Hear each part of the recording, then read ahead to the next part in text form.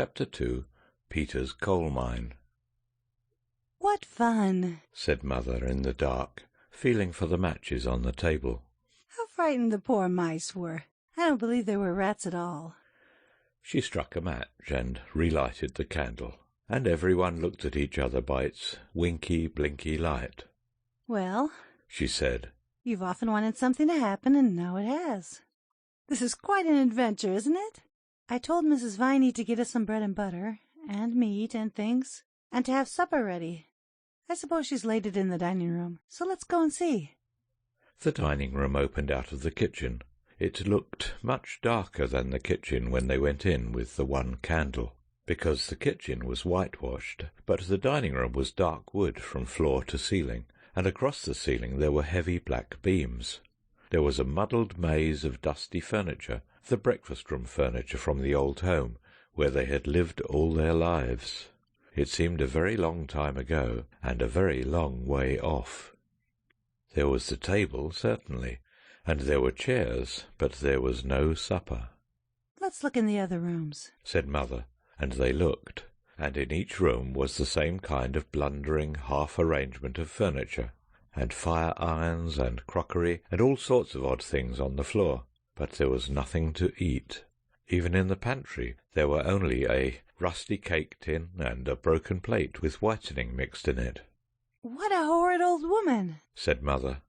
"She just walked off with the money and not got us anything to eat at all." "Then shan't we have any supper at all?" asked Phyllis, dismayed, stepping back on a soap dish that cracked responsively. "Oh, yes," said Mother. "Only it'll mean unpacking one of those big cases we put in the cellar. Phil, do mind where you're walking to. There's a dear. Peter, hold the light." The cellar door opened out of the kitchen. There were 5 wooden steps leading down. It wasn't a proper cellar at all, the children thought, because its ceiling went up as high as the kitchen's. A bacon rack hung under its ceiling. There was wood in it and coal, also the big cases. Peter held the candle all on one side, while Mother tried to open the great packing case. It was very securely nailed down. "Where's the hammer?" asked Peter. "That's just it," said Mother. "I'm afraid it's inside the box. But there's a coal shovel, and there's the kitchen poker." And with these she tried to get the case open. "Let me do it," said Peter, thinking he could do it better himself. Everyone thinks this when he sees another person stirring a fire or opening a box or untying a knot in a bit of string. "You'll hurt your hands, Mammy," said Roberta. "Let me." "I wish Father was here," said Phyllis. "He'd get it open in 2 shakes. What are you kicking me for, Bobby?" "I wasn't," said Roberta. Just then the first of the long nails in the packing case began to come out with a scrunch. Then a lath was raised, and then another, till all 4 stood up with the long nails in them shining fiercely like iron teeth in the candlelight. "Hooray!" said Mother. "Here are some candles, the very first thing. You girls go and light them. You'll find some saucers and things. Just drop a little candle grease in the saucer and stick the candle upright in it." "How many shall we light?" "As many as ever you like," said Mother gaily. "The great thing is to be cheerful. Nobody can be cheerful in the dark except owls and dormice." So the girls lighted candles. The head of the first match flew off and stuck to Phyllis's finger, but, as Roberta said, it was only a little burn, and she might have had to be a Roman martyr and be burned whole if she had happened to live in the days when those things were fashionable. Then, when the dining room was lighted by 14 candles, Roberta fetched coal and wood and lighted a fire. "It's very cold for May," she said, feeling what a grown-up thing it was to say. The firelight and the candlelight made the dining room look very different, for now you could see that the dark walls were of wood, carved here and there into little wreaths and loops. The girls hastily tidied the room, which meant putting the chairs against the wall and piling all the odds and ends into a corner and partly hiding them with the big leather armchair that Father used to sit in after dinner. "Bravo!" cried Mother, coming in with a tray full of things. This is something like. I'll just get a tablecloth and then. The tablecloth was in a box with a proper lock that was opened with a key and not with a shovel, and when the cloth was spread on the table a real feast was laid out on it. Everyone was very, very tired, but everyone cheered up at the sight of the funny and delightful supper. There were biscuits, the Marie and the plain kind, sardines, preserved ginger, cooking raisins, and candied peel and marmalade. What a good thing Aunt Emma packed up all the odds and ends out of the store cupboard, said Mother. Now, Phil, don't put the marmalade spoon in among the sardines. No, I won't, Mother, said Phyllis, and put it down among the Marie biscuits. Let's drink Aunt Emma's health, said Roberta suddenly. What should we have done if she hadn't packed up these things? Here's to Aunt Emma. And the toast was drunk in ginger wine and water, out of willow-patterned teacups, because the glasses couldn't be found. They all felt that they had been a little hard on Aunt Emma. She wasn't a nice, cuddly person like Mother, but after all it was she who had thought of packing up the odds and ends of things to eat. It was Aunt Emma, too, who had aired all the sheets ready, and the men who had moved the furniture had put the bedsteads together, so the beds were soon made. Good night, chickies, said Mother. I'm sure there aren't any rats, but I'll leave my door open, and then if a mouse comes, you need only scream, and I'll come and tell it exactly what I think of it. Then she went to her own room. Roberta woke to hear the little travelling clock chime 2. It sounded like a church clock ever so far away, she always thought, and she heard, too, Mother still moving about in her room. Next morning Roberta woke Phyllis by pulling her hair gently, but quite enough for her purpose. "Where's our mirror?" asked Phyllis, still almost wholly asleep. Wake up, said Roberta. We're in the new house, don't you remember? No servants or anything. Let's get up and begin to be useful. We'll just creep down mouse quietly and have everything beautiful before Mother gets up. I've woke Peter. He'll be dressed as soon as we are. So they dressed quietly and quickly. Of course, there was no water in their room, so when they got down, they washed, as much as they thought was necessary, under the spout of the pump in the yard. One pumped, and the other washed. It was splashy, but interesting. It's much more fun than basin washing, said Roberta.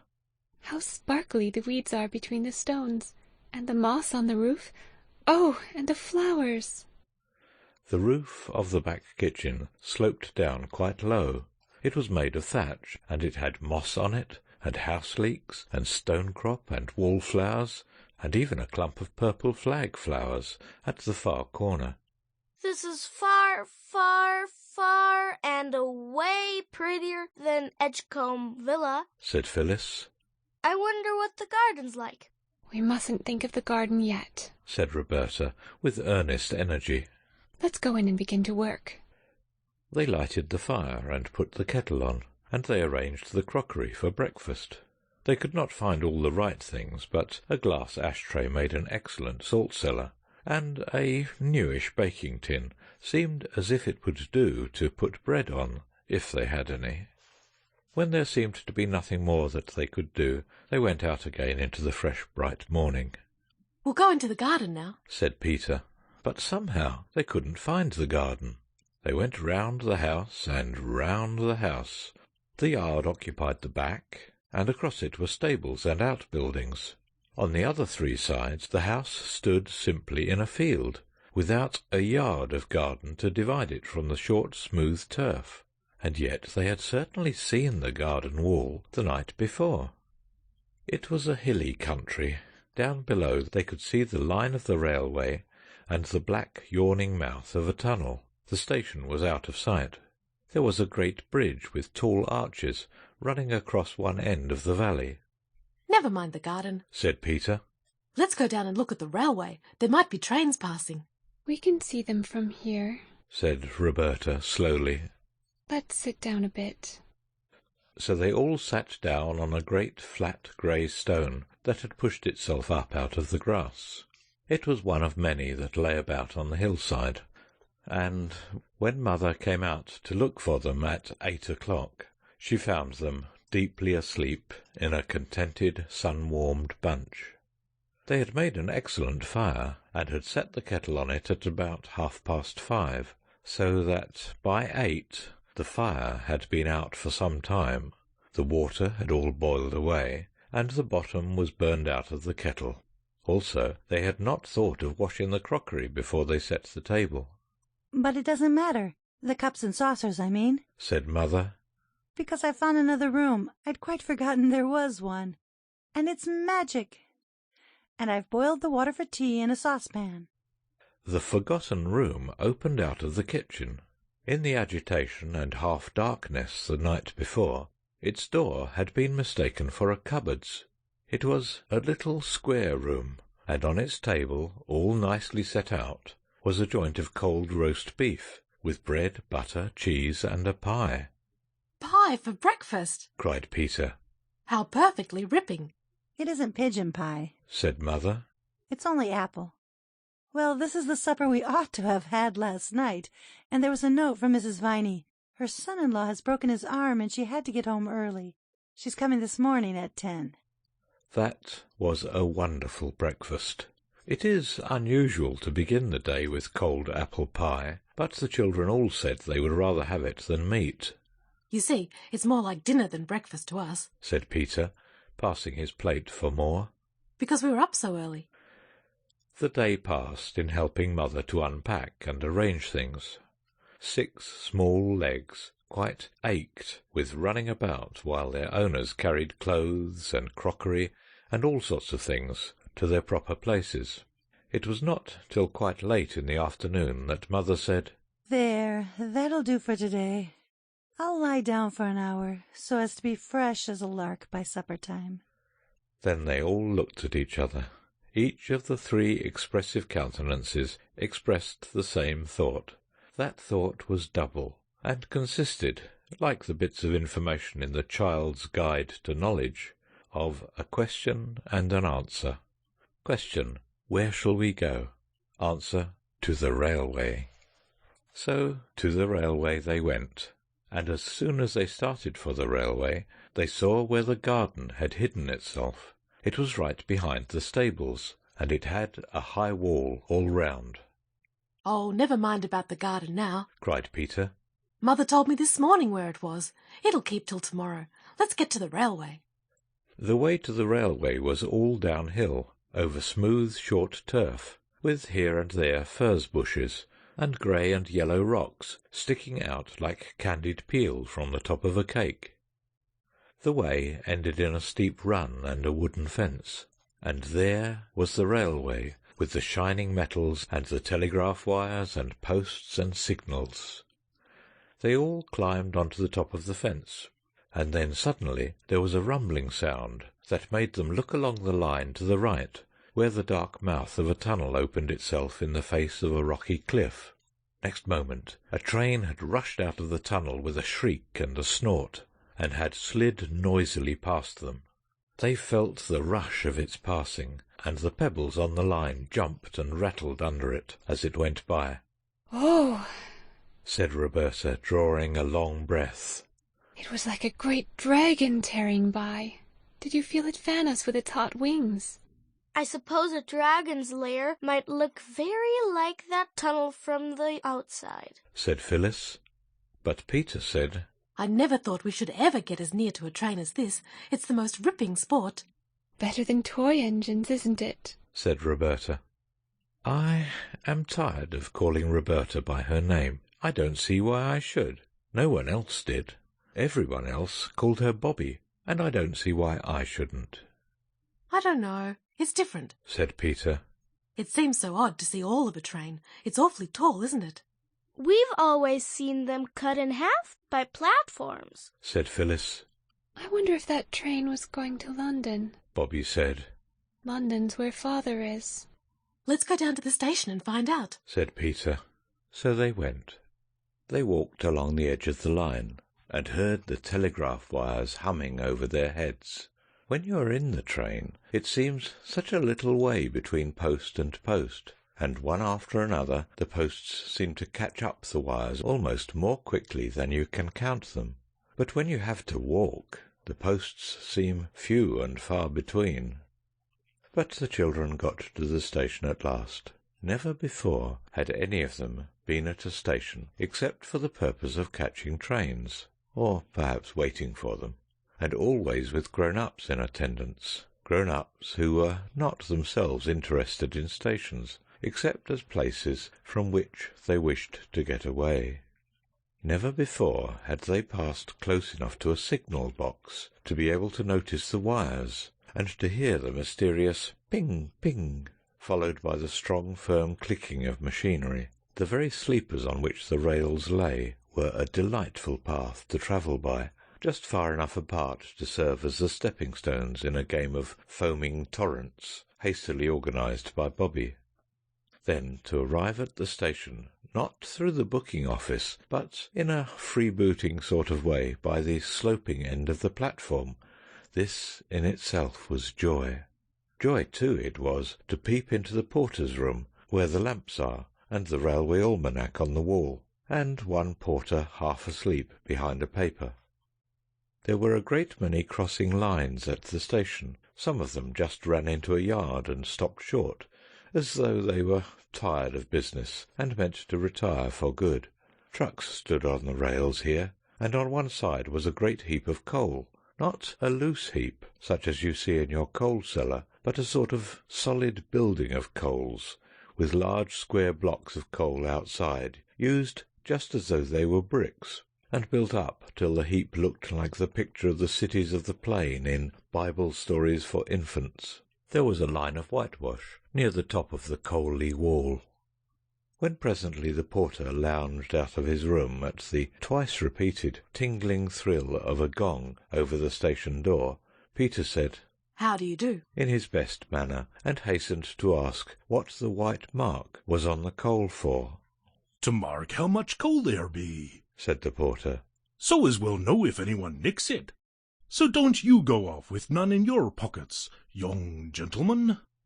This seemed at the time but a merry jest, and Peter felt at once that the porter was a friendly sort, with no nonsense about him. But later the words came back to Peter with a new meaning. Have you ever gone into a farmhouse kitchen on a baking day and seen the great crock of dough set by the fire to rise? If you have, and if you were at that time still young enough to be interested in everything you saw, you will remember that you found yourself quite unable to resist the temptation to poke your finger into the soft round of dough that curved inside the pan like a giant mushroom, and you will remember that your finger made a dent in the dough, and that slowly but quite surely the dent disappeared, and the dough looked quite the same as it did before you touched it, unless, of course, your hand was extra dirty, in which case, naturally, there would be a little black mark. Well, it was just like that with the sorrow the children had felt at father's going away, and at mother's being so unhappy. It made a deep impression, but the impression did not last long. They soon got used to being without father, though they did not forget him, and they got used to not going to school, and to seeing very little of mother, who was now almost all day shut up in her upstairs room, writing. She used to come down at tea-time and read aloud the stories she had written. They were lovely stories. The rocks and hills and valleys and trees, the canal, and above all the railway, were so new and so perfectly pleasing that the remembrance of the old life in the villa grew to seem almost like a dream. Mother had told them more than once that they were quite poor now, but this did not seem to be anything but a way of speaking. Grown-up people, even mothers, often make remarks that don't seem to mean anything in particular, just for the sake of saying something, seemingly. There was always enough to eat, and they wore the same kind of nice clothes they had always worn. But in June came 3 wet days. The rain came down straight as lances, and it was very, very cold. Nobody could go out, and everybody shivered. They all went up to the door of Mother's room and knocked. Well, what is it? Asked Mother from inside. Mother, Said Bobby. mayn't I light a fire? I do know how. And Mother said, No, my ducky love, we mustn't have fires in June. Coal is so dear. If you're cold, go and have a good romp in the attic. That'll warm you. But, Mother, it only takes such a very little coal to make a fire. It's more than we can afford, chickeny love. said Mother cheerfully. Now run away. There's darlings. I'm madly busy. Mother's always busy now. Said Phyllis in a whisper to Peter. Peter did not answer. He shrugged his shoulders. He was thinking. Thought, however, could not long keep itself from the suitable furnishing of a bandit's lair in the attic. Peter was the bandit, of course. Bobby was his lieutenant, his band of trusty robbers, and, in due course, the parent of Phyllis, who was the captured maiden for whom a magnificent ransom in horse beans was unhesitatingly paid. They all went down to tea, flushed and joyous as any mountain brigands. But when Phyllis was going to add jam to her bread and butter, Mother said, Jam or butter, dear. Not jam and butter. We can't afford that sort of reckless luxury nowadays. Phyllis finished the slice of bread and butter in silence, and followed it up by bread and jam. Peter mingled thought and weak tea. After tea they went back to the attic, and he said to his sisters, I have an idea. What's that? They asked politely. I shan't tell you. Was Peter's unexpected rejoinder. Oh, very well. Said Bobby, and Phil said, Don't then. Girls said Peter. are always so hasty-tempered. I should like to know what boys are. Said Bobby with fine disdain. I don't want to know about your silly ideas. You'll know some day. Said Peter, keeping his own temper by what looked exactly like a miracle. If you hadn't been so keen on a row, I might have told you about it, being only noble-heartedness that made me not tell you my idea. But now I shan't tell you anything at all about it, so there.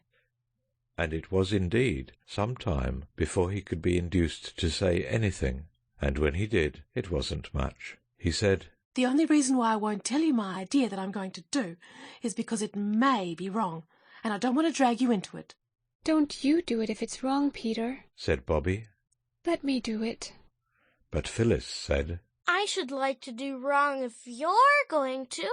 No, said Peter, rather touched by this devotion. it's a forlorn hope, and I'm going to lead it. All I ask is that if Mother asks where I am, you won't blab. We haven't got anything to blab. Said Bobby indignantly. Oh, yes, you have. Said Peter, dropping horse beans through his fingers. I've trusted you to the death. You know I'm going to do a lone adventure, and some people might think it wrong. I don't. And if Mother asks where I am, say I'm playing at mines. What sort of mines? You just say mines. You might tell us, Pete. Well then, coal mines, but don't you let the word pass your lips on pain of torture. You needn't threaten, Said Bobby. and I do think you might let us help. If I find a coal mine, you shall help to cart the coal. Peter condescended to promise. Keep your secret if you like. Said Phyllis. Keep it if you can. Said Bobby. I'll keep it right enough. Said Peter. Between tea and supper there is an interval even in the most greedily regulated families. At this time Mother was usually writing, and Mrs. Viney had gone home. 2 nights after the dawning of Peter's idea, he beckoned the girls mysteriously at the twilight hour. Come hither with me, He said. and bring the Roman chariot. The Roman chariot was a very old perambulator that had spent years of retirement in the loft over the coach-house. The children had oiled its works till it glided noiselessly as a pneumatic bicycle, and answered to the helm as it had probably done in its best days. Follow your dauntless leader. Said Peter, and led the way down the hill towards the station. Just above the station, many rocks have pushed their heads out through the turf as though they, like the children, were interested in the railway. In a little hollow between 3 rocks lay a heap of dried brambles and heather. Peter halted, turned over the brushwood with a well-scarred boot, and said, "Here's the first coal from the St. Peter's mine. We'll take it home in the chariot. Punctuality and dispatch, all orders carefully attended to. Any shaped lump cut to suit regular customers." The chariot was packed full of coal, and when it was packed it had to be unpacked again, because it was so heavy that it couldn't be got up the hill by the 3 children, not even when Peter harnessed himself to the handle with his braces, and firmly grasping his waistband in one hand pulled while the girls pushed behind. 3 journeys had to be made before the coal from Peter's mine was added to the heap of Mother's coal in the cellar. Afterwards Peter went out alone, and came back very black and mysterious. "I've been to my coal mine," he said. "Tomorrow evening we'll bring home the black diamonds in the chariot." It was a week later that Mrs. Viney remarked to Mother how well this last lot of coal was holding out. The children hugged themselves and each other in complicated wriggles of silent laughter as they listened on the stairs. They had all forgotten by now that there had ever been any doubt in Peter's mind as to whether coal mining was wrong. But there came a dreadful night when the station-master put on a pair of old sand-shoes that he had worn at the seaside in his summer holiday, and crept out very quietly to the yard where the Sodom and Gomorrah heap of coal was, with the whitewashed line round it. He crept out there, and he waited like a cat by a mouse-hole. On the top of the heap something small and dark was scrabbling and rattling furtively among the coal. The station-master concealed himself in the shadow of a brake van that had a little tin chimney and was labelled GN and SR 34576, return at once to White Heather Sidings.